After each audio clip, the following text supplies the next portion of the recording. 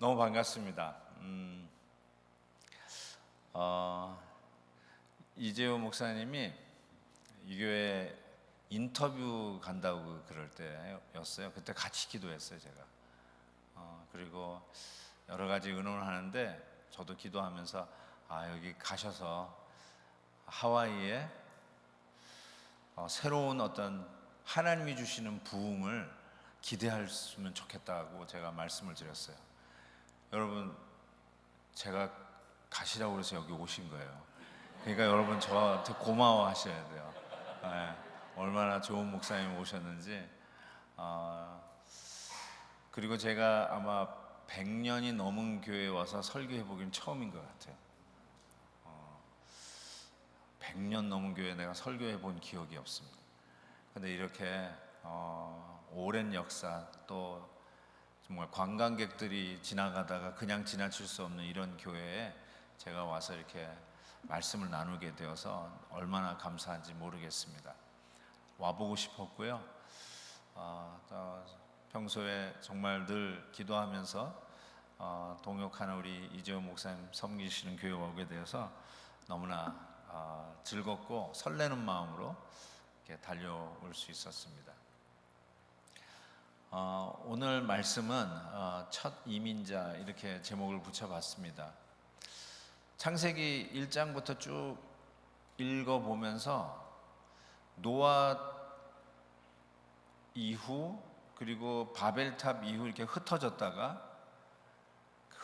말은 각자 자기 살 터전에서 살다가 자기 터전에서 이렇게 처음으로 옮긴 사람이 아브라함이었다고 생각해요. 성경을 읽어보면 이민을 간 사람이 아브라함이었어요. 첫 이민자가 아니었나 싶어요. 우리 한국에서 미국으로 첫 이민 온 곳이 바로 이 하와이 아니겠어요?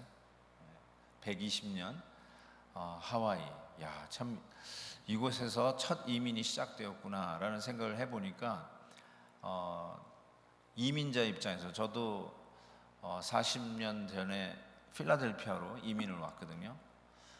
거기서 우리 아내를 만났고, 그러니까 그 이민의 역사가 여기서부터 시작되었고, 그 사탕수수 밭에서부터 그렇게 고생하면서 이민을 했던 그 이민 세대의 후예들로서 미국 땅에 살면서 하나님이 주시는 은혜를 엄청나게 누리고 있습니다. 저는 이민교회 목사입니다. 한국에 나갈 기회도 있었는데 기도하는 가운데 너는 이민자를 위한 목회를 하라라는 그런 음성을 받고 저는 이민교회를 섬기고 있습니다. 저희 교회는 지금 48년 됐어요. 그러니까 여러분 따라가려면 아주 그냥 한참 멀었습니다. 그럼에도 참 60년, 미국 오신 지 60년 되신 분부터 시작해서 제법 많은 이민 역사를 갖고 있는 성도들이 저희 교회도 참 많이 있습니다. 그래서 이렇게 이민자들이 모이면 첫 번째 던지는 질문이 Which airport are you from? 이거 물어봐요. 그럼 저는 김포에서 왔어요. Are you from 김포? 오케이. 그러면 이제 인천에서 왔다 그러면은 이민자 축에 껴주지를 않아요. 거기는 이민이 아니라고 생각해요. 인천에서 온 게 이민자냐고 그럴 정도로 그런 거 있잖아요. 이민자들은 그 고생이 계급장인 거 아시죠? 예. 이민자들은 고생이 계급장이에요. 뭐 인천에서 온 거는 고생도 아니야. 영어를 다 배워가지고 온 사람은 이민자가 아니야. 여기 와서 영어를 배워야 돼요. 그렇죠? 저는 그래서 김포 나왔다고 막 그랬더니 어떤 옆에 있던 분이 저희는 여의도 공항에서 왔대. 그분이 이겼어요. 와, 여의도 공항에서도 날라온 적이 있냐고. 그땐 김포가 없었고 여의도에서 날라왔다. 와, 그러냐고 그랬더니 좀 옆에 있던 사람이 저는 배 타고 왔습니다. 그래.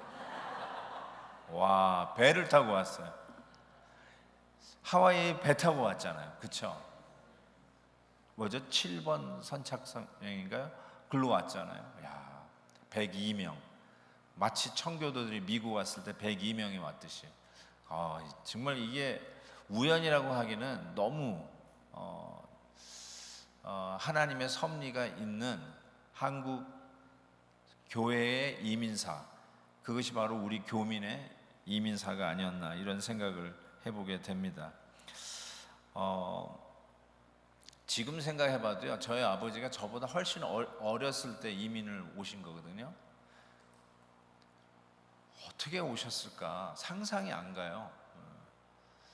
제가 지금 이 나이에 어디 딴 데로 이민을 간다 하면은 정말 쉽게 못 갔을 것 같습니다. 그것도 다 큰 세 아이를, 우리 삼남매인데 삼남매를 다 데리고 미국 땅에 오셨다. 야, 이게 어떻게 가능한 거지? 우리 한국 사람들 잘 아는 말, 맨 땅에 헤딩. 맨 땅에 헤딩이지 이게 뭘 친척이 있기를 했나, 뭐 짭이 든든한 것이 있기를 했나. 그냥 오신 거예요. 오셔서 여기는 모르지만 필라델피아에서는 재봉틀 봉제 공장에 나가기 시작하셨어요. 그러면서 이렇게 틈틈이 이렇게 푼돈을 모아 가지고, 옛날에는 달러를 가지고 이민 올 수 없었잖아요. 100불 들고 왔다, 200불 들고 왔다, 그거 가지고도 싸워요. 우리 누가 더 작은 돈을 가지고 왔냐, 그것도 계급이에요. 그러면서 그거 모아 가지고 아이스크림 가게를 이렇게 시작을 했어요. 정말 눈물의 아이스크림 가게죠. 제가 이민 오기 전에 한국의 아이스크림 가게가 코니 아일랜드라는 게 있었어요. 혹시 아시는 분이 있는지 모르겠어요. 코니 아일랜드. 그 학창 시절에 그거 아이스크림 가게 보면 무슨 정말 낭만, 데이트하는 사람들이 가서 아이스크림 먹는데, 와, 얼마나 맛있게 먹는지 거기에 있는 아이스크림 다 퍼먹고 싶었어요. 근데 우리가 그 꿈을 이룬 거야. 미국에서 아이스크림 가게를 시작했는데 그것도 흑인가에서 시작을 하게 됐어요. 흑인가라는 말은 다른 게 아니라 뭐 인종적인 거를 이렇게 폄하하는 게 아니라, 권총 강도 총소리가 자주 들리고 수시로 가게 들어와서 이렇게 캐시 이렇게 털어가고, 그런 좀 위험한데, 그래서 이 가게 문 닫을 때는 경찰에게 전화를 해서 경찰에 에스코트 하에서 가게 문 닫고 집으로 갈 수 있는, 왜냐하면 현찰을 들고 나오니까 굉장히 위험한 거예요. 그런 데서 저희 부모님이 아이스크림 가게를 했어요. 그리고 저희 자녀들은 학교 다녀오면 그냥 아이스크림 가게에 가가지고 부모님하고 교대를 하고, 부모님 좀 쉬게 해드리고 우리가 가게들 보고, 참 그러는 가운데 이민 생활을 하면서 너무너무 힘들었던 기억뿐이 없습니다.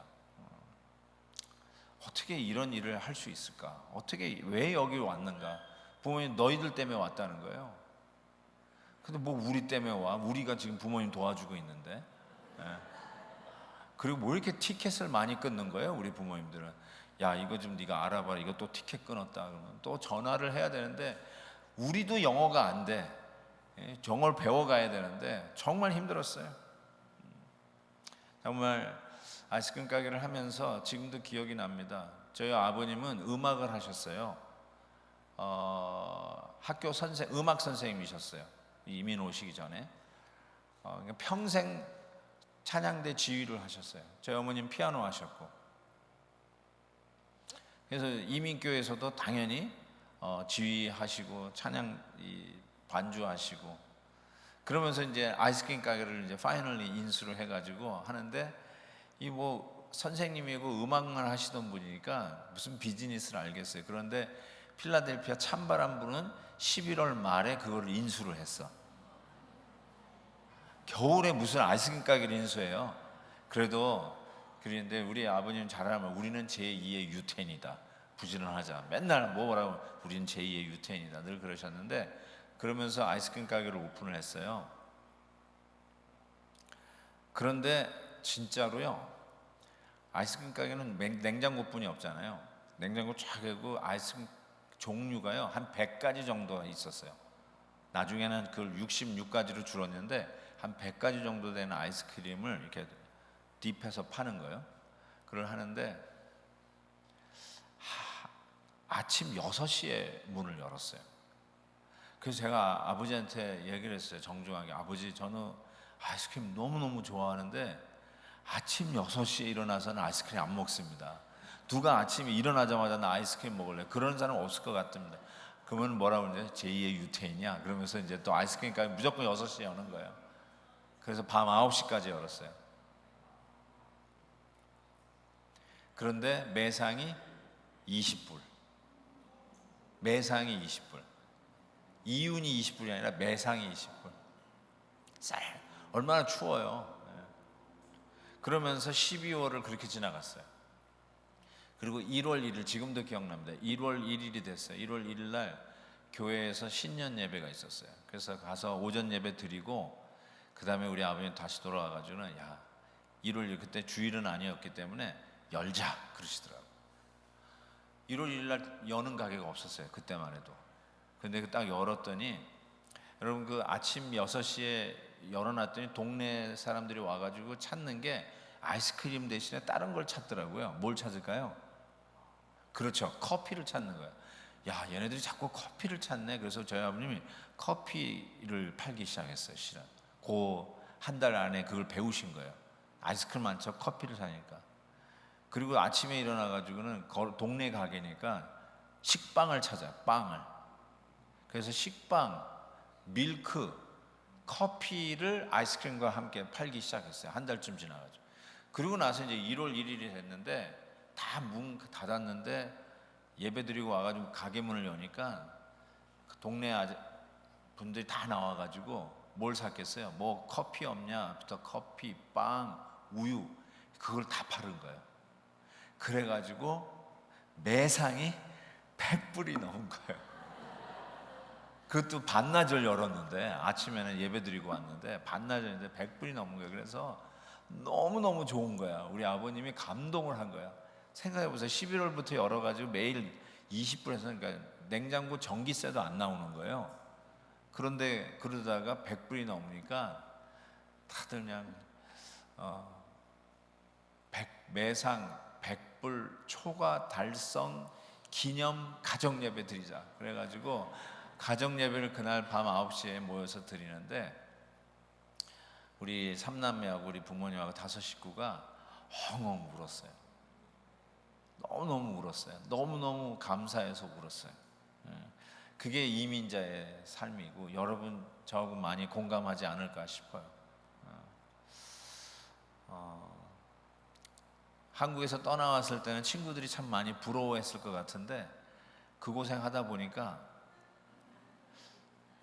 미국에서 뭐 하냐 할 때 말을 못 해주겠더라고. 다행히 그때만 해도 전화를 왔다 갔다 못 할 때잖아요. 요즘 같이 이게 카톡이 있고 페이스타임이 있으면은 큰일 날 뻔했어요.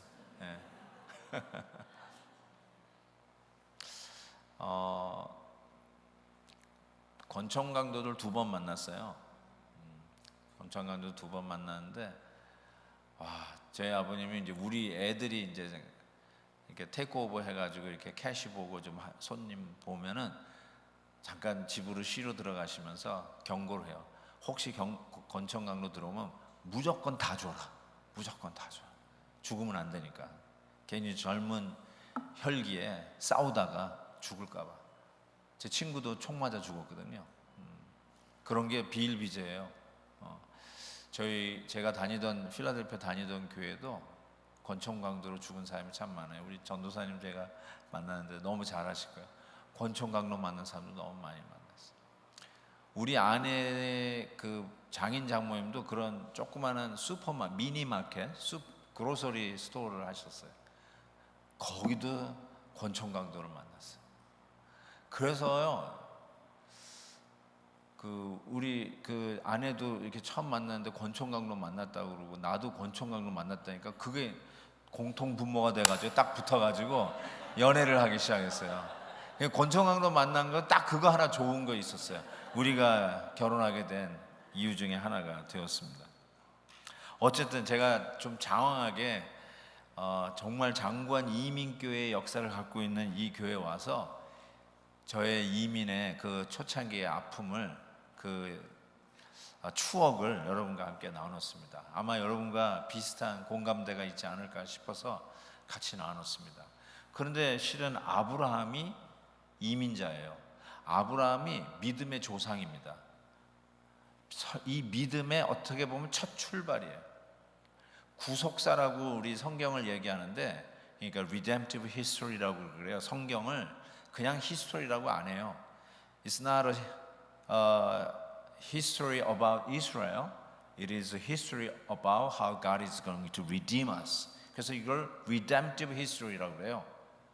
이 redemptive history가 라는 측면에 생각해 볼 때 아브라함이 첫 번째 주자예요. First ancestor of faith or first immigrant.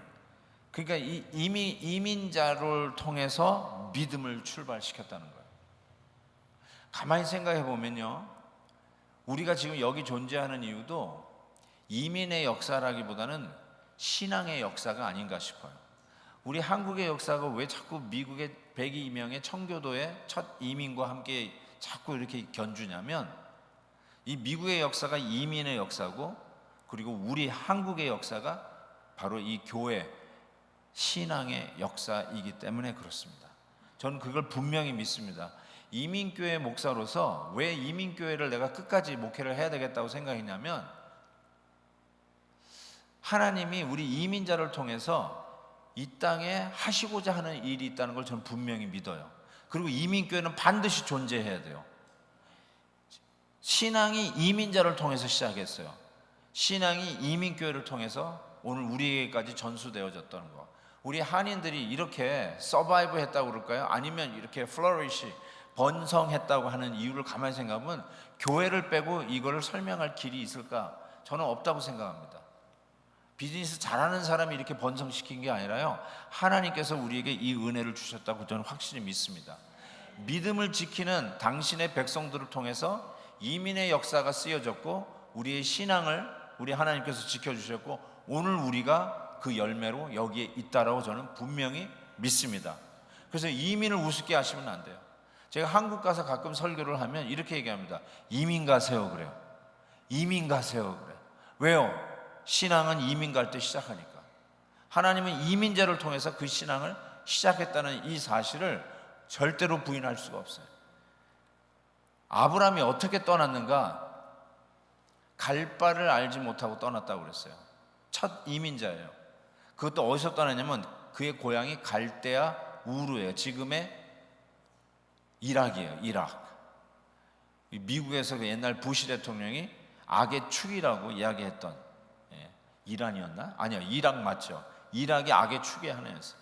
거기에서 아브라함이 떠났는데 그 갈대아 우르, 영어로 그 라고 하는 도시는 메소포타미아 문명의 핵심이에요. 나일강 델타 문명이 그 카이로 델타 바로 그거이듯이 메소포타미아 문명의 핵심이 이 갈대아 우르라고 하는 지역이에요. 바벨론, 나중에 바벨론 되는 것이죠. 그래서 그곳에는 많은 고고학자들이 많이 캐내서 알지만 이미 정교한 수학으로 아름다운 건축들이 많이 지어졌고, 심지어는 지하 하수도가 되어 있었어요. 하수도가 되어 있는 도시라는 말은 굉장히 발전된 도시예요. 그게 이미 이루어진 그 도시, 모든 것이 다 셋업되어 있는 그 도시에서 하나님께서 아브라함을 get out, 나가라고 그랬어요. 나가라고 그랬어요.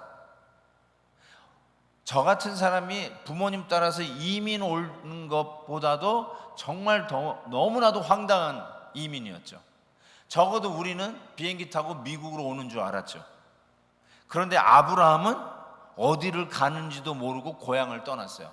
본토 친척 아비 집을 떠났어요. He left his hometown. 모든 것이 다 셋업되어 있고 안정되어 있고 모든 네트워크가 있고 모든 가족이 있고 모든 친구들이 있는 그 고향을 he left without knowing where he was going, without needing to know where he was going. 어디를 가는지 알 필요도 없고 어디를 가야 하는지도 모르고 떠났어요. 이런 무모한 게 어디 있어요? 우리는 요즘 어디를 갈 때 내비를 치고 가지 않습니까? 우리 하와이에서 가봤죠? 어디를 가겠어요? 그런데도 내비를 쳐요. 뭐 헤매면 얼마나 헤매겠다고. 그렇지 않아요? 식당 갈 때도 내비 치고 가고, 호텔 갈 때도 내비치고 가고, 집에 갈 때도 내비치고, 교회 갈 때도 내비치고 가고. 적어도 우리는 어디를 가는지는 확실히 안 해요. We should know where is my final destiny. 그렇죠. Then we move. Then we take the first step. 그렇지 않아요? 그런데 아브라함은 이 당시에 4,000 years ago he left his hometown without knowing where he was going. 이 말이나 돼요? 갈 바를 알지 못하고 나갔다. 공동 번역에는 이렇게 되어 있다고요. 사실 그는 자기가 가는 곳이 어떤 곳인지도 모르고 떠났던 것입니다. 영어로도 이렇게 되어 있죠. He left without even knowing where he was going. 이런 무모함, 맨 땅의 헤딩 이런 게 어디 있어요? 이민을 어떻게 이렇게 가요? 근데 he left without knowing. 자, 그러면 지금 믿음이라는 거를 얘기해 보는데요. 믿음이 이런 건가요? 어디 가는지 모르고 그냥 가는 건가요? 바람 부는 대로 가겠다. 침 뱉어가지고 탁 해가지고 침 튀는 대로 가겠다. 그게 믿음인가요? Is that what this Bible trying to teach us? 그 character of faith가 뭔가 이거를 아브라함을 통해서 실은 가르쳐주는 믿음장이거든요. 히브리서 11이 믿음장이잖아요. 그러니까 믿음이 어떤 것인가를 가르쳐 주는 거잖아요. 믿음은 맨 땅의 헤딩이다라는 걸 가르쳐 주는 건가요? 믿음은 you just leave without knowing where he's going. 그런 건가요? 그게 아니라요. 왜 아브라함이 어디를 가는지 모르고 떠날 수 있었을까? 제가 우리 아들을 보고 이걸 알았어요, 실은. 우리 아들은 이제 지금 장가를 갔는데요. 그 며느리하고 이제 데이트할 때 일이에요. 얘가 갑자기 낮에 샤워를 하기 시작했어요. 그러면서 막 노래를 하네. 얘가 뭐 왜 그러지? 왜 그것도 이게 낮에 샤워를 하지? 근데 좀 있으니까 칙칙칙칙 그래요. 얘가 그런 거 안 하는 애인데 향수를 뿌려. 자, 왜 그럴까요? 데이트 가는 거야, 데이트. 아, 얘가 여자가 생겼나 보다. 그래서 제가 물었어요. Where are you going? 그러니까 뭐라고 그러는지 아세요? Out 그러더라고요. 어디 가냐 그러니까 out 그러더라고요. I know you're going out. I'm asking where are you going? 그랬더니 out 그러더라고요. 빙고. 우리 아들은요 어디를 가느냐가 중요한 게 아니에요. 그렇죠? 지금 데이트하러 나가는 거지 극장을 가는지 비치를 가는지 마운틴을 가는지 그게 중요한 게 아니라 나는 내 여자친구랑 데이트 가는 게 중요한 거야. 맞죠? 어디 가는 게 중요한 게 아니에요. 사랑하는 사람하고는요 어디를 가는 게 그렇게 중요하진 않아요. 어디를 가도 그곳이 추억의 장소가 될 거예요. 극장을 가도 그것이 추억의 장소가 될 거예요. 허름한 찻집에 가도 10년, 20년 후에 와서 야 우리가 여기서 데이트했지 하는 추억의 장소가 되는 거예요. 뭐 이렇게 허름한 데서 우리가 커피를 마셨나? 이러지 않아요. 내 사랑하는 사람과 가는 곳이 추억의 장소예요. 여기에 힌트예요. 아브라함이요 맨 땅에 헤딩한 게 아니라요. He didn't know. He did not need to know. 어디 가는 게 우리 아들하고 똑같아요. 어디 가는지 알 필요가 없어요. 그냥 나는 누구랑 가는지를 알았어요. 하나님하고 같이 가는 걸 알았어요. 그래서 어디를 가는지 알 필요가 없었어요. 하나님과 함께라면 어디든지 가도 돼요. 아멘이에요? 이 굉장히 중요한 말인데요. 사랑하는 사람하고는 어디를 가도 괜찮아요. 한번 생각해 보십시오. 두 남녀가 막 이렇게 데이트를 하는데 막 죽고 못 살아.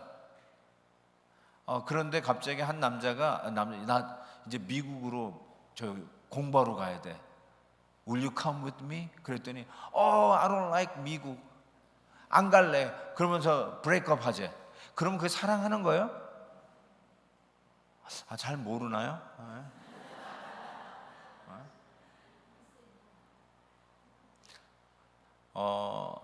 제가 이제 내년이면 신학교를 갈 때 우리 아내를 만났어요. 그러니까 뭐 대학 졸업하고 이제 신학교를 가려고 하는데 이제 우리 아내를 만났는데 이렇게 막 교제를 하고 이제 결혼을 하려고 그랬더니 저희 장모님이 결혼을 하려면은 다이아 반지를 해야 된다는 거예요. 그때 저는요 아직도 이 한국적인 마인드가 있어가지고 요즘 우리 애들은 다 다이아 반지 자기네 사가지고 이렇게 프로포즈를 하잖아요. 근데 저 때만 해도 그런 미국적인 그런 문화가 생소했어요. 그래서 그냥 뭐 구두 약속하고 결혼을 가는 거지 뭐. 그리고 금반지 바꿔 끼면 되겠지 뭐 이런 생각했는데 장모님이 갑자기 다이아 반지를 해야 된다는 거예요. 이때 못 받으면 평생 못 받으니까 지금 받아야 된다는 거예요. 우리 장모님이 못 받았다고 그게 억울하다고. 근데 딸 억울하게 또 이 춥고 배고픈 신학교 가는 전도사에게 곱디 고운 우리 딸을 보내려니까 그 얘기를 한 거예요. 제가 그때요 어떻게 했는 줄 아세요? 아니 이분이 믿음이 있나 없나 그랬어요 제가. 아니 지금 전도사 앞으로 목사 될 사람한테 딸을 보내면서 무슨 다이아 타령이지? 막 그랬어요 제가. 진짜 아무것도 모르는 정말 풋낙이었죠.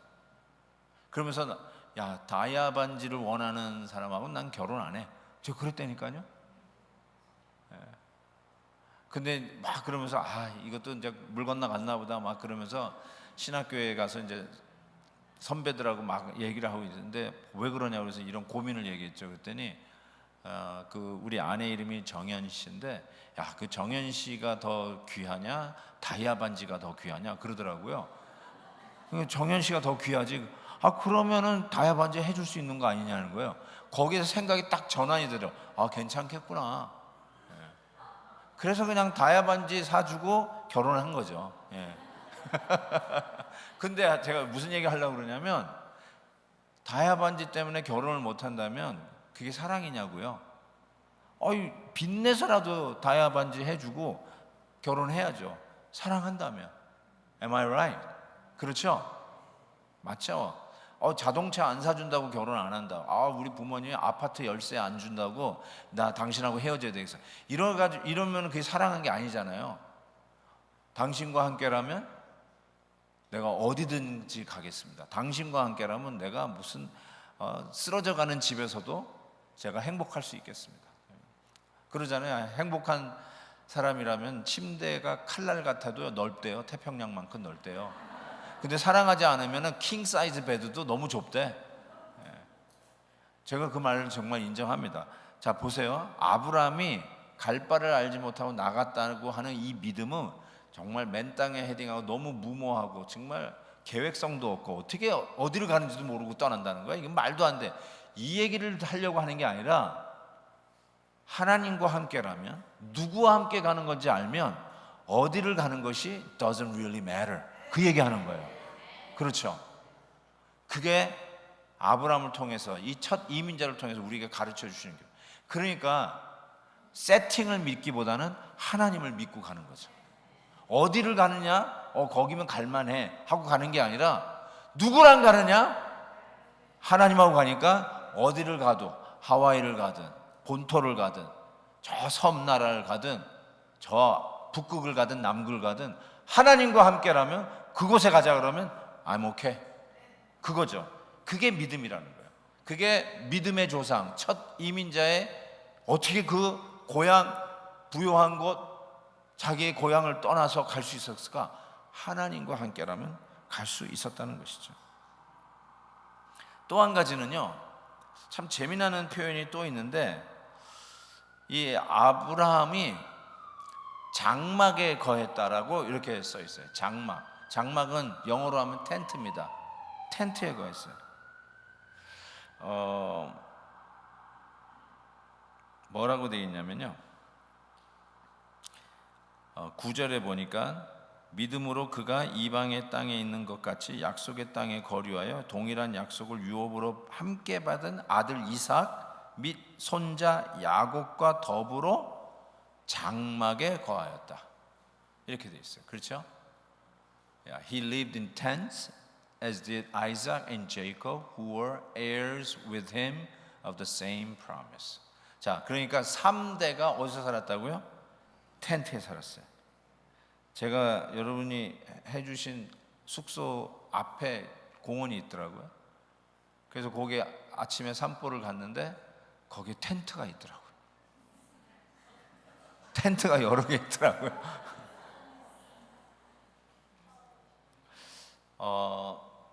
지금 생각해 보니까 저희가 이민 와서 필라델피아로 이민 와서 별로 좋은 집은 아니었어요. 필라델피아에 그 로우 하우스가 있어요. 이게 집이 따다다다 붙어 있어요.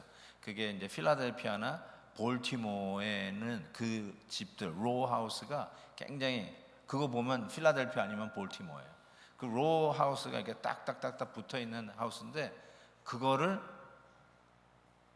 3년인가 4년 만에 샀어요. 그 집을 이민 와가지고 3년인가 4년 만에 처음으로 산 것 같아요. 이 이민 온 사람들이 집을 누가 제일 빨리 사는가 이렇게 알아봤대요. 그런데 뭐 예를 들어서 중국 사람, 일본 사람, 베트남 사람, 뭐 이렇게 이민자들이 있잖아요. 뭐 스페니쉬, 남미 사람 이렇게 하는데 누가 제일 집을 빨리 사냐면요, 한국 사람이 제일 빨리 산대요. 한국 사람이. 왜 그런지 모르지만 뭐 다른 민족은 모르고요. 제가 알기로는 집을 사야 finally 우리는 settle. 집을 사야 settle이에요. 렌트를 살면 아직도 settle이 안 된 거예요. 렌트를 살고 집을 안 사고 렌트를 산다는 말은 곧 어딜 간다는 뜻이래요. 그러니까 빨리 집을 사야 이게 세틀이 되는 거예요. 그리고 또 한국 사람이 또 5년 안에 또 제일 빨리 판대요. 어쨌든 그런데 잘 보세요. 저희 아버님이 3년인가 4년 만에 집을 샀단 말이에요. 그 아이스크림 가게 하면서도. 물론 그땐 집이 쌌어요. 제가 이런 3만 불에 사셨던 것 같아요. 3만 불에 집을 사셨던 것 같은데 anyway, 그런데 아브라함은 자기만이 아니라 아들, 손자까지 어디서 살았다고요? 텐트에서 살았어요. 텐트.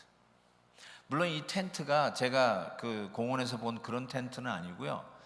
여러분은 이스라엘이나 이제 한번 가보실 기회가 있으면 베두인이라고 그 목축업을 하는 사람들이 친 텐트를 보실 수 있어요. 심지어 거기서 자는 경험도 하는 그런 프로그램도 있어요. 그거는 이게 무브업을 하는 거죠. 당연히 무빙 하는 거지만 그래도 괜찮아요. 아, 이런 집이면 뭐 살만하다. 괜찮아요. 딱 들어가 보면 이렇게 디귿자로 이렇게 방석이 쫙 깔려 있고요. 괜찮아요. 근데 어쨌든 그게 텐트예요, 텐트. 근데 자기만 텐트에서 사는 게 아니라 이민자가 아들도 손자도 텐트에서 살았다. 그걸 여기다 적어놨어요. 장막에 거하는 것이 믿음이라고 이야기를 하는 것이죠. 야, 이건 집을 사면 안 된다는 뜻인가? 우리 신앙인은 집 사면 안 되나? 제가 그 동부 커네리컷이라고 하는 동네, 그 뉴잉글랜드 지역에서 한 14년을 살았어요. 진짜 미국이에요. 거기야말로 미국 중에 미국이라 할 수 있는데요. 그 목회하는데 교회 사택이 있었어요. 근데 사택인데 그 마당이 한 half acre 정도 돼요. 그래서 잔디를 깎을 때 이 손으로 밀고 다니는 잔디 깎기를 가지고는 도저히 깎을 수가 없었어요. 너무 힘들어서. 그래서 차를 타고 깎는 거 있잖아요. 그걸로 잔디를 깎았어요. 부러우세요? 네. 잔디를 차로 운전하면서 깎았어요. 그러니까 제법 저기 뒷마당이 넓었어요. 잔디 쫙 깔려 있고. 그래서 여름이면 저희가 애가 넷이에요. 그러니까 이 조막조막한 애들이 뭐 야단이죠. 근데 여름이 되면 뒤에다가 텐트를 쳐요. 뒷마당에. 자, 그리고 해가 뉘엿뉘엿지면은 우리 아이들이 자기 방에서 잘까요? 아니면 텐트 들어가서 잘까요? 텐트 들어가서 자요. 또 하나 물어볼게요. 자기 방 침대가 편할까요? 아니면 텐트에서 자는 게 편할까요? 집이 자기 방이 편하죠. 그런데도 텐트 가서 자요. 제가 그걸 보고 또 깨달았어요. 아브라함이 자기 아들 이삭과 야곱과 더불어 왜 텐트에서 사는 걸 믿음이라고 했을까? 이걸 자꾸 생각해 보는데 그 이유가 뭐냐면 하나님이 지으신 성, 자기의 본향 성을 바라보았기 때문이다. 이렇게 적고 있어요. 그렇죠? 하나님이 계획하신 그 성, City of God, 내 진짜 가야 할 고향, 그거를 봤다는 것이요. 진짜를 본 거죠. 그러니까 이 세상에서 그냥 집 없이 살아라가 아니라 집이 없이 텐트에서 살아도 it's okay라는 거죠. 예를 들어서 우리 애들이요, 텐트에서 살았어요. 텐트에서 밤을 지냈다니까요. 그런데 자기 집이 있잖아요. 자기 집이 있으면 텐트에서 자는 게 낭만이에요. 재밌는 거예요. 그런데 집이 없는데 텐트에서 사는 건 홈레스예요. 그거는 낭만이 아니에요. 그게 바로 지질이 궁상이에요. 여러분, 예수 믿는다고 근검 전략해야 돼. 집 있으면 안 돼. 집 안 하고 렌트 살 거야. 예수 믿는 사람은 구멍난 빵꾸난 양말 신고 다녀야 돼. 자동차도 그냥 덜덜덜덜 거리고 그런 거 타고 다녀야지 새 차 타면 안 돼. 여러분, 그런 거 없어요. 성경에 그런 말도 없어요. 그게 지질궁상이에요. 그럴 필요 없어요. 그런데 왜 이런 얘기를 할까요? 진짜를 봤으니까. 진짜를 봤으니까 오늘 내가 텐트에서 사는 거 가지고 우열을 가릴 이유도 없고 그거 가지고 열등감 느낄 필요도 없고 오히려 진짜가 있으니까 오늘 텐트에서 사는 거를 즐기는 거죠. 그게 내 추억인 거예요. 로맨스죠. 그게 내 로망이죠. 어떻게 보면 집이 편하고 자기 침대가 있는데도 불구하고 뒷마당 가서 텐트에서 노는 이유가 뭘까? 자기 집이 있으니까 텐트에서 노는 여유가 있는 것이죠. 진짜가 있는 사람은 가짜를 즐길 줄 알아요. 무슨 말이냐면 진짜 다이아 반지가 있는 분은요, 진짜 다이아 반지는 집에 놔두고 가짜 다이아 반지 끼고 다녀도 전혀 열등감 안 느껴요.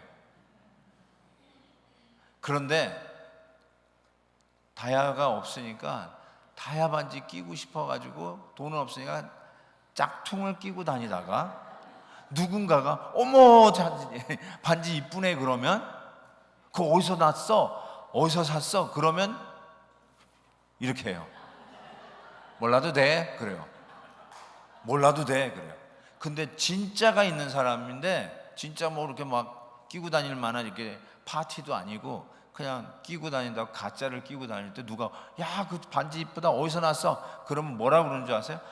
이거 가짜야, 이거 크리스탈이야, 어디서 샀어? 이렇게 얘기해요. 진짜가 있으면 가짜를 즐겨요. 무슨 말인지 아시겠어요?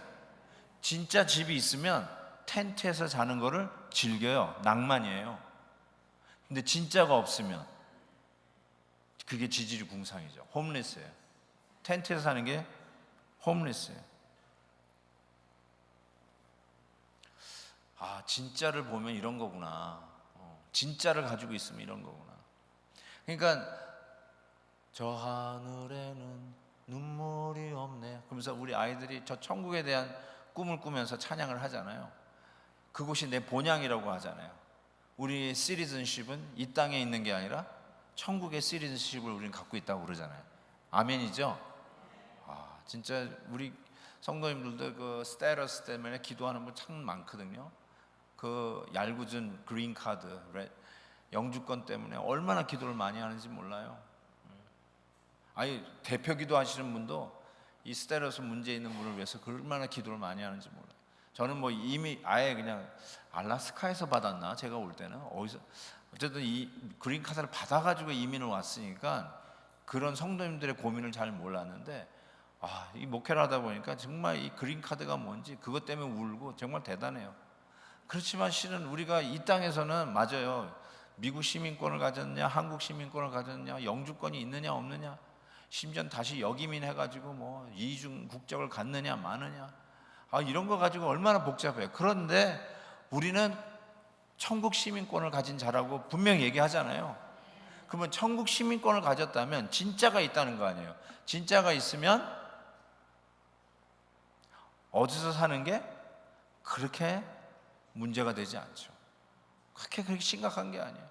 그러니까 나는 진짜가 있으니까, 예를 들어서 집이 몇 평이냐, 뭐 자동차는 무슨 자동차 타고 다니느냐, 이런 거 가지고 사람들의 높낮이 재는 게 너무나 우스꽝스럽고요, 유치해 보이기 시작하는 거예요.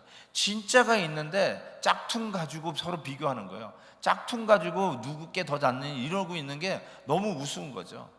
그런 거 가지고 성공했느니 실패했느니 이렇게 우열을 가릴 이유도 없고 그럴 여유도 없고 그럴 필요도 없고, 그래서 남들 좋은 집 가졌으면 야 좋은 집 가졌다고 칭찬해 줄 수 있는 여유가 생기고, 내가 아직도 렌트를 살고 있지만 그거 가지고 비굴해질 이유도 없고. 왜요? 진짜가 있으니까. 이게 신앙의 담대함이라고요.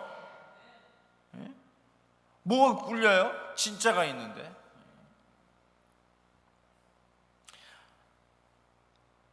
자매님들, 우리를 뭐라고 얘기하냐면요, 예수님의 신부라고 그래요. 그러니까 진짜 신랑이 기다리고 있어요. 그러니까 지금 신랑은 이 짝퉁이에요. 그러니까 뭐 속색이고 좀 그래도 진짜가 있으니까 그냥 즐기세요. 아멘? 아멘, 아멘. 그냥 뭐 그래 내 짝퉁 데리고 좀 더 살다가 진짜 예수님한테 간다, 이러시면 돼요. 아멘. 우리 아내도 똑같은 마음이라고 저는 믿어요.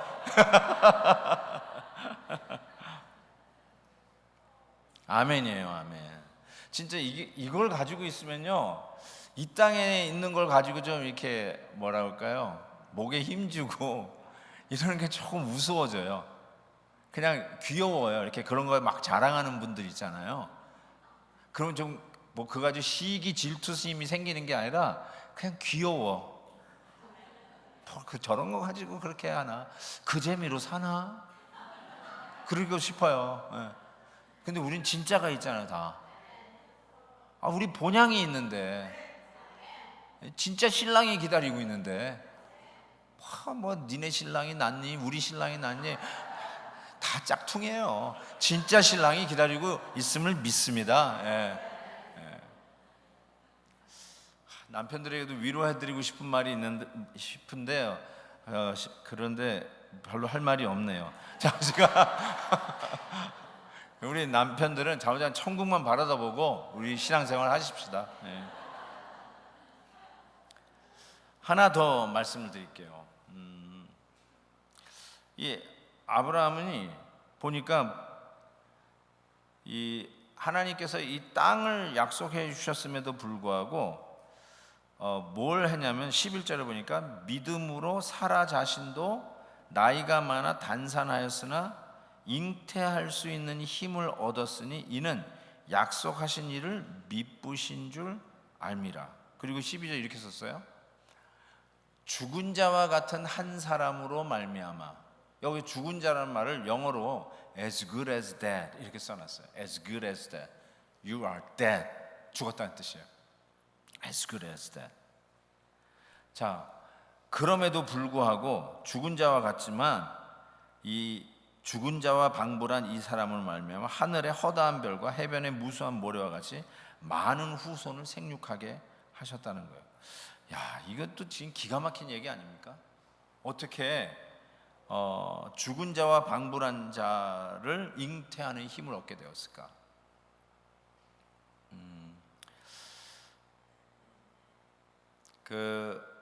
몇 살에 애를 낳았죠? 아브라함이 100세에 애를 낳았단 말이에요.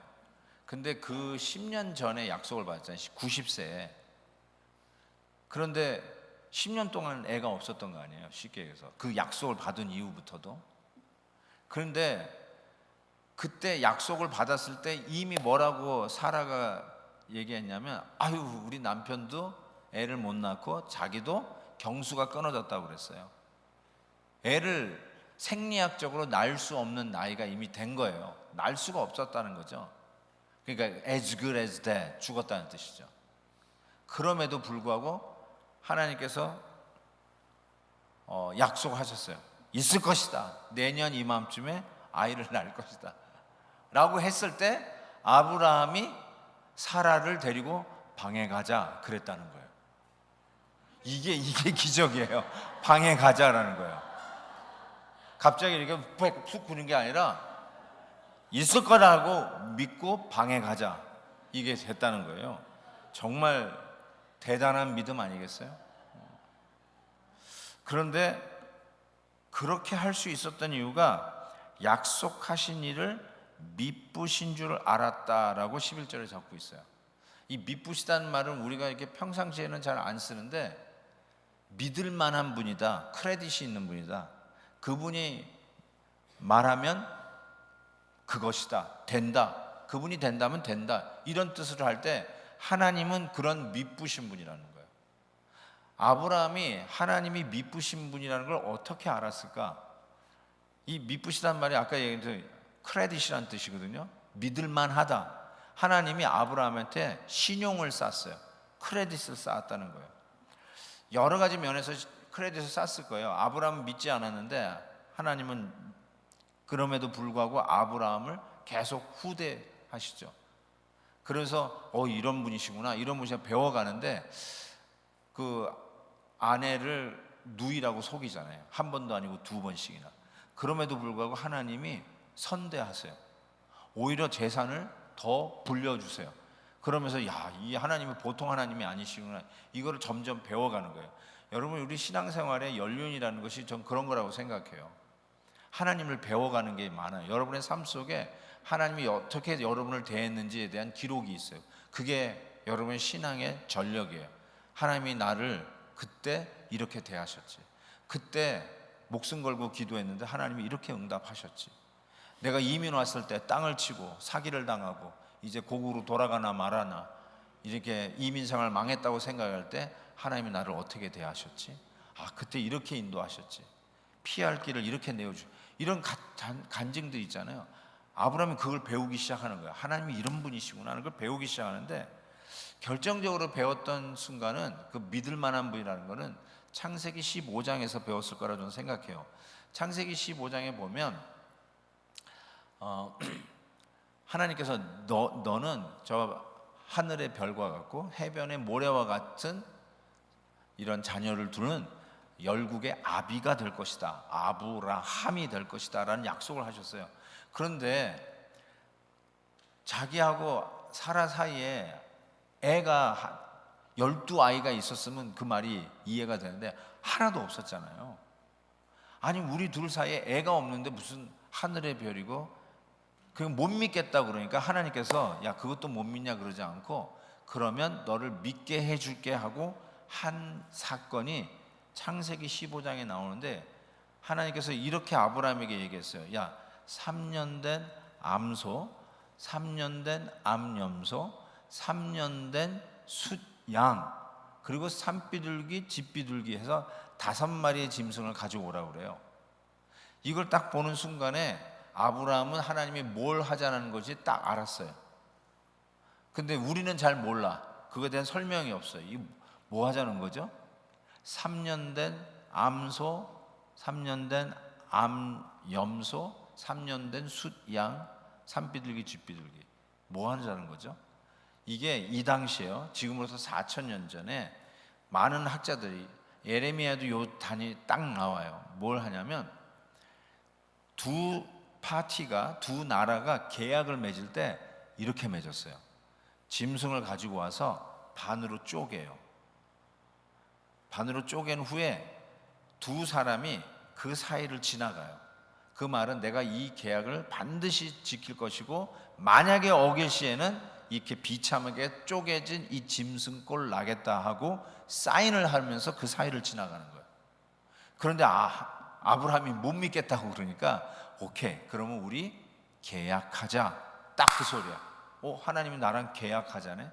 내가 못 믿겠다니까 계약하자. 이거 맞는 말 아니에요? 여러분, 뭐 딜러에 가가지고 차가 없다고 차 한 대 빼주세요, 그렇다고 차 한 대 빼주는 딜러가 어디 있어요? You want a car? 그러면은 컨트랙 가져오잖아요. 계약서 쓰잖아요. 그런 식으로 하나님께서 못 믿겠다니까 계약서 쓰자. 그래가지고 산비둘기 집비둘기 너무 작으니까 제껴놓고 3년 된 암소, 암염소, 그리고 숫양, 이 말은 다 컸다는 뜻이에요. 3년이면 다 커요. 이 다 큰 그 짐승을 반으로 쪼개더라고요. 아브라함이. 이 100세 넘은 이 거구 할아버지가 그걸 쪼개고 있어요. 지금부터 4,000년 전은요, 공부 많이 하신 분은 알겠지만 제가 한번 퀴즈 내볼게요. 지금부터 4,000년, BC 2,000년은 다음 중 어느 시대인가? 1번 신석기 시대, 2번 청동기 시대, 3번 철기 시대, 4번 IT 시대. IT 시대는 아닌 것 같고 2000년 전, 그러니까 BC 2000년 청동기 시대, 청동기 시대. 여러분 다윗 왕 때 철기 얘기가 나와요. 다윗 왕 때 성경에 보면. 그래서 이웃 나라가 철기로 무장하면은 잽이 안 됐어요. 게임이 안 돼. 전쟁을 하면 청동기를 가지고 있는 나라는 그냥 져요.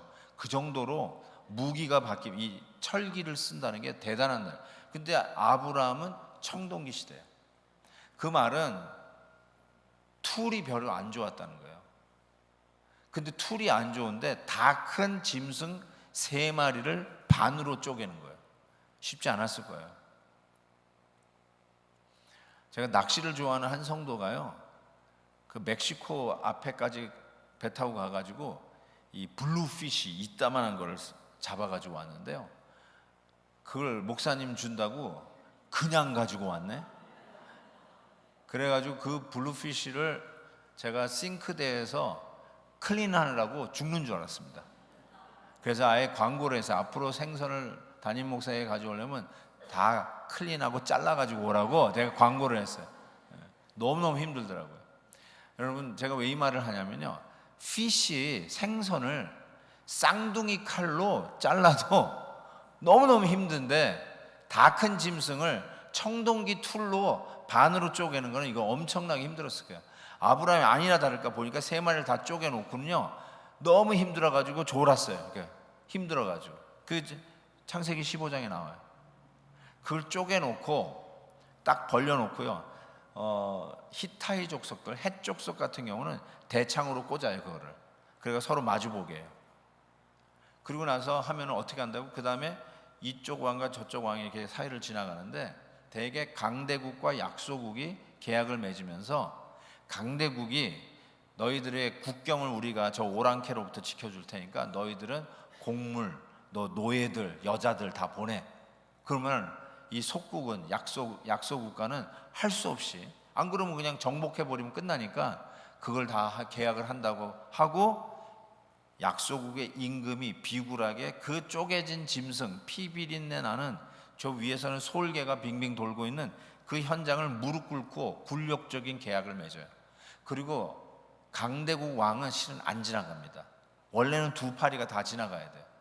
그게 계약 조건이니까. 내가 너 지켜주겠다, 너희들은 이 곡물들을 우리한테 제공해라, 이런 계약을 하는데 제공 안 하면 뭐 강대국은 그냥 군대 쓸고 들어가면 끝이잖아요. 안 그러겠어요? 그런데 강대국은 안 지나가고 약소국 왕이 비굴하게 지나가는데 창세기 15장 보니까 짐승 쪼개진 사이에 누가 지나가나 봤더니 아브라함은 졸고 있고요, 갑자기 밤에 풀무불이, 화염불이 그 사이를 슉 하고 지나가요. 누가 지나가는 거죠? 하나님이 지나가요. 만약에 지나간다면 약소국 왕이 지나가야 되는데 만왕의 왕이신 하나님과 낮고 천한 아브라함이 계약을 맺었으면 누가 지나가야 되겠어요? 아브라함이 지나가야 되잖아요. 한 사람이 지나가. 근데 아브라함은 못 지나가고 하나님이 지나가요. 내가 이 약속을 지키겠다. 이 약속을 못 지키면 여기 쪼개진 이 짐승꼴 내가 나겠다. 근데 하나 더 있어요. 아브라함이 안 지나갔어요. 그 말은 무슨 뜻인 줄 아세요?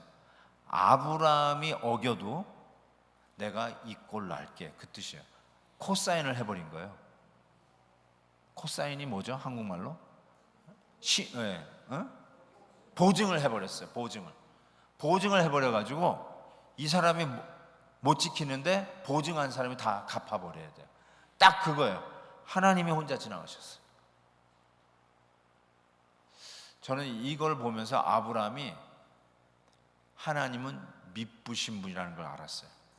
그 하나님이 나에게 후사가 있을 것이라는 걸 믿고 여보 방에 가자, 이게 된 거예요. 그래서 이삭이 나온 거예요. 그래서 야곱이 나온 거예요. 놀라운 일이 벌어진 거예요. 하나님이 미쁘신 분인 걸 어떻게 아느냐? 여러분의 삶을 뒤돌아볼 때, 여러분 이민교회 100년이 넘는다는 게 이게 장난이 아니잖아요. 제 생각에는 아직 본국에 있나요? 샌프란시스코 100년 넘는 교회가 있으려나? 여러분, 이 100년이 넘는다는 말 자체가 저는 하나님은 미쁘신 분이라는 것을 역사 속에 땅땅땅 못을 치면서 알려준 사건이라고 저는 생각해요. 어쩌면 아브라함이 못 믿을 때, 사라도 못 믿어서 비웃고 있었을 때 하나님께서 그러냐 하고 계약을 맺은 이 사건, 그래서 짐승을 쪼개가면서 내가 못 지키면 이 꼴 날게, 근데 너도 못 지나갔지, 네가 오게도 내가 이 꼴 날게 했던 이 약속 때문에 여러분 무슨 일이 벌어졌는 줄 아세요? 하나님의 약속을 지키셨는데 우리는 밤낮 약속을 어기고 여기까지 왔어요. 신년 1월 1일 날 New Year Resolution 한 거 벌써 여러 번 까먹었어요. 여러 번 어겼어요. 내가 성경 통독해야지. 여러분, 예수 믿는 사람은 적어도 1년에 한 번은 성경 통독해야 되는 거 아니에요?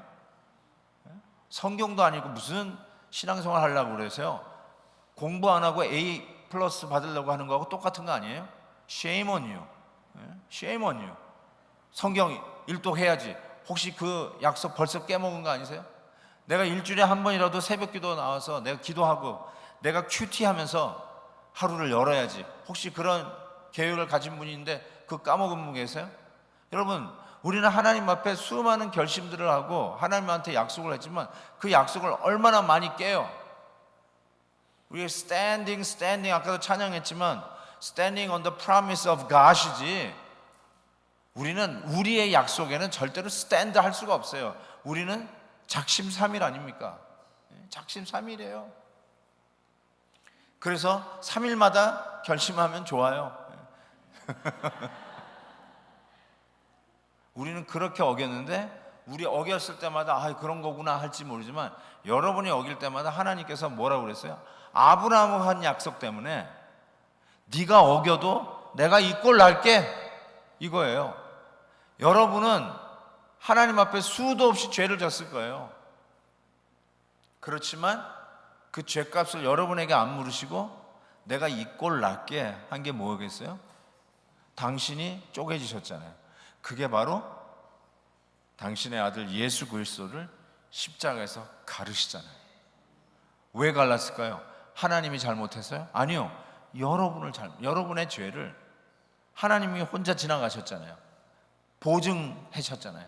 그래서 네 죄를 내가 대신 담당한다 하면서 쪼개지신 게 십자가의 사건이었고, 그 십자가의 사건이 오늘날 우리에게, 아브라함은 그 옛날 희미하게 바라다봤던 그 십자가를 우리는 너무나도 역사의 순간에 뚜렷하게 확실하게 보고 하나님께서 약속대로 나의 죄를 위해서 당신의 아들을 십자가에서 쪼개신 사건, 그거를 우리는 분명히 확인하는 순간, 야, 하나님은 정말로 미쁘신 분이다. 그 하나님을 믿고 우리는 다시 시작할 수 있다는 거예요. New Year Resolution 깨지셨어요? It's okay. 다시 시작하시면 돼요. 정말로 다시 일어나시면 돼요. 무슨 힘으로요? 우리 하나님께서 여러분이 어기신 그 약속 때문에 깨어지셨잖아요. 다시 일어나셔서 하나님, 내가 다시 하겠습니다. 하나님의 약속 위에 내가 다시 서겠습니다. 이 놀라운 약속 속에 아브라함이, 첫 이민자가 드디어 믿음을 배워가기 시작하는 것이죠. 사랑하는 우리 한인 기독교의 성도 여러분, 그리고 혹시 방문하신 여러분들, 우리의 믿음이 하나님이 이렇게 만들어 가시는 것 같아요. 실은 내가 믿음을 키운다고 생각하는데 내가 무슨 믿음을 키워요? 우리들의 역사는 실패의 역사라고 해도 틀리지 않을 거예요. 나는 하면 한다라고 하는 분도 이 자리에 혹시 계실지 모르지만 그래요. 하면 한다. 그렇지만 우리들의 삶은 하면 한다 해가지고 하는 것보다는 하면 한다라고 했던 것이 허공의 약속이 된 것이 더 많습니다. 우리 아이들에게 약속한 것부터, 우리 자녀들에게 약속한 것도 제대로 못 지키잖아요. 어렸을 때 약속한 거예요. 아이들이 다 까먹어가지고 그냥 넘어가실지 모르지만 우리 아이들에게 약속한 것도 못 지킨 부모들 아니에요? 근데 우리가 하나님 앞에 약속한 거를 내가 지켜가고 있나 생각해 볼 때 부끄럽게 짝이 없죠. 그럼에도 불구하고 오늘 여러분들에게 하나님께서 주시는 약속의 말씀, 같이 가자. 어디를 가는지 몰라도 내가 같이 가줄게. 넌 진짜가 이미 있잖아. 이 세상 것 2등급 3등급이라 해도 it's okay. 너는 이미 1등이야 특등이야. 하나님의 약속이잖아요.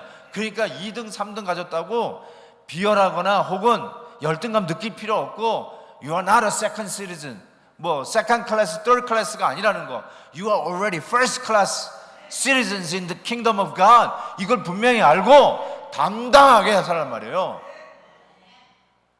야곱이 바로 왕에게 들어가 가지고요, 그 자기 아들 요셉 잃어버렸는 줄 알았을 때 그 가난해 가지고 기근 속에서 요셉 때문에 전부 다 고센땡으로 전부 다 이민 갔잖아요.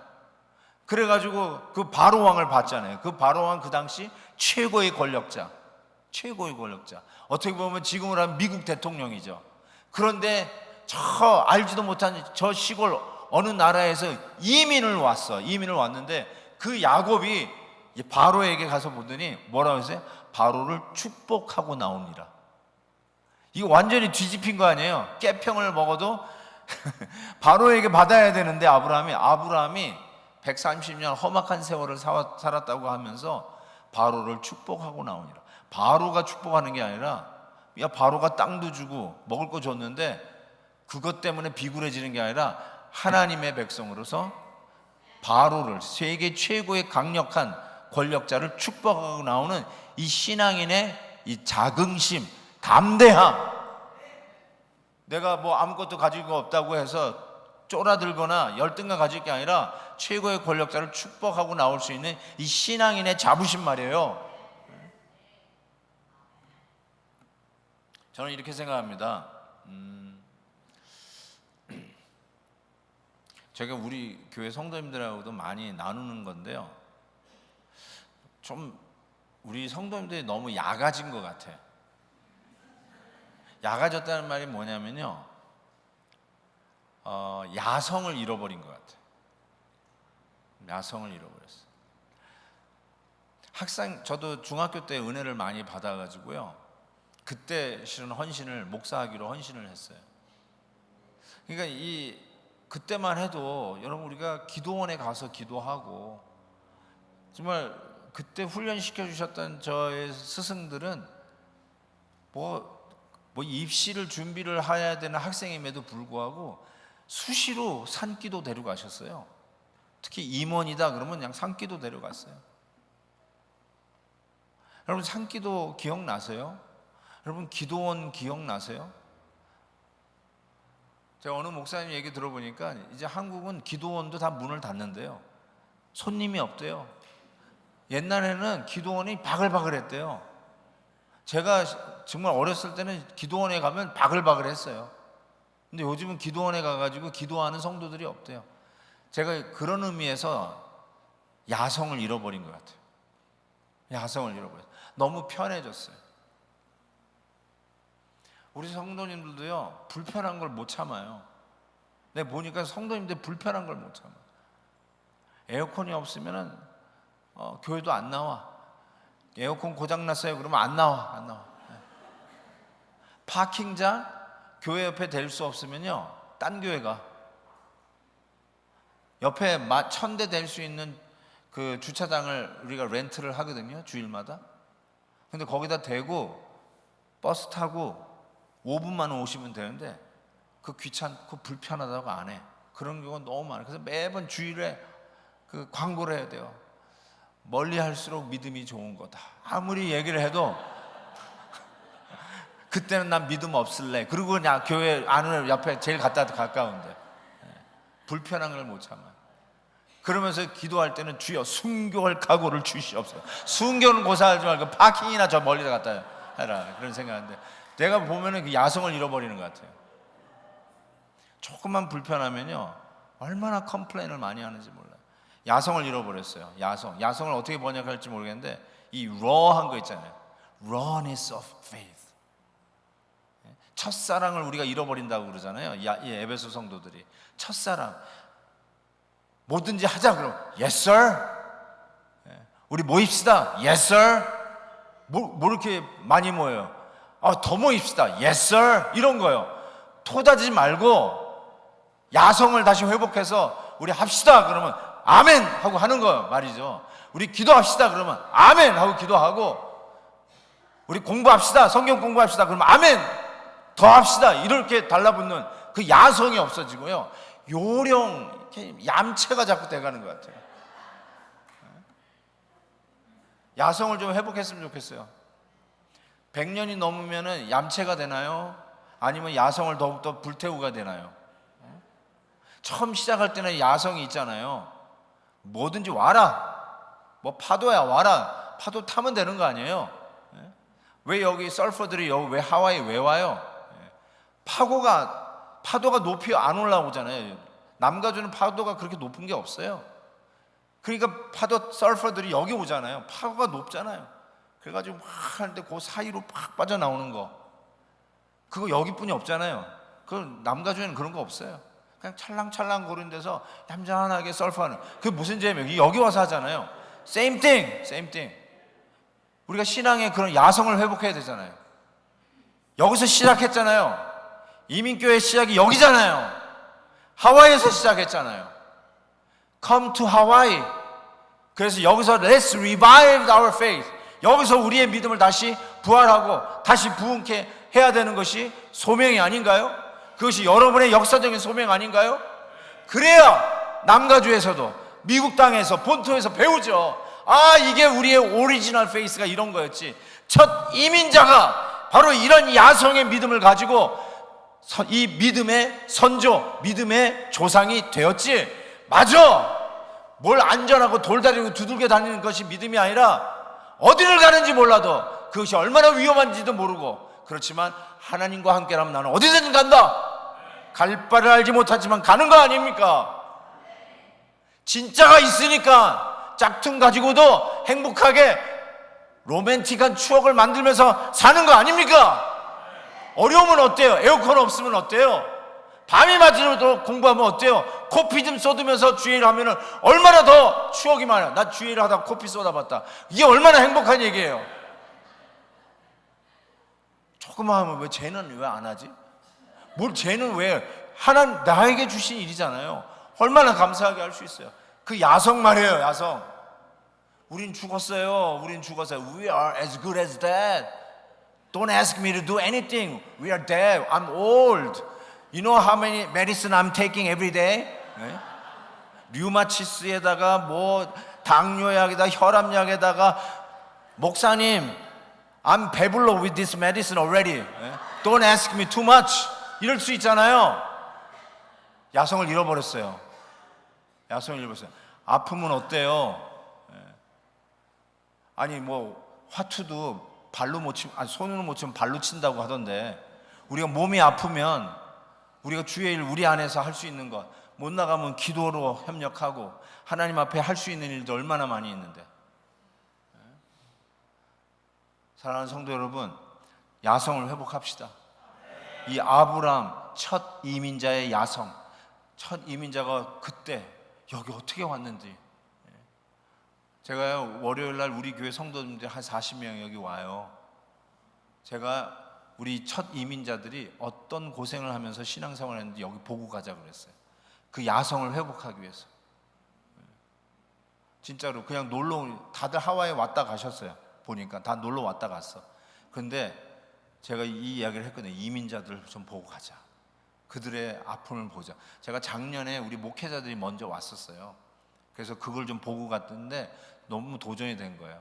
그래서 여기 하와이 와가지고 수영하고 가는 것도 좋지만 우리 그거 보자. 우리 믿음의 야성을 좀 회복하자. 우리의 믿음이 어떻게 시작했는지를 좀 보자. 그러면서 지금 우리가 너무 약아졌다. 우리 야성을 잃어버렸다. 너무 편해졌다. 조금만 불편해도 견딜 수 없는 사람이 됐다. 이런데 무슨 선교를 하고 무슨 순교 얘기를 하고 조금만 힘들어도 서로 컴플레인하고 주차하는 것 가지고 서로 싸우고 주차장에서 싸우는 성도들 많아요. 나 웃기지도 않아요 정말. 그러면서 무슨 주의 복음을 땅끝까지 전하겠다고 하는지 I cannot understand.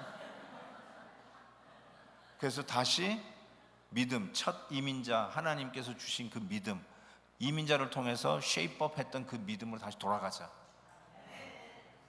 하나님께서 틀림없이 이번 집회를 통해서 많은 말씀을 전할 수 없어도 여러분 정말 애기 쓰는 말씀을 제가 쏟아내려고 하니까요, 정말 기도하면서 하나님 우리에게 이 오리지널 믿음을 다시 회복시켜 주시옵소서. 그래서 아브라함의 믿음이 우리의 믿음이 되게 하여 주시옵소서. 이 믿음이 여러분의 믿음이 되기를 바랍니다. 이 각오가 여러분의 각오요, 여러분의 기도의 제목이 되리라 믿습니다. 우리 같이 한번 기도했으면 좋겠습니다.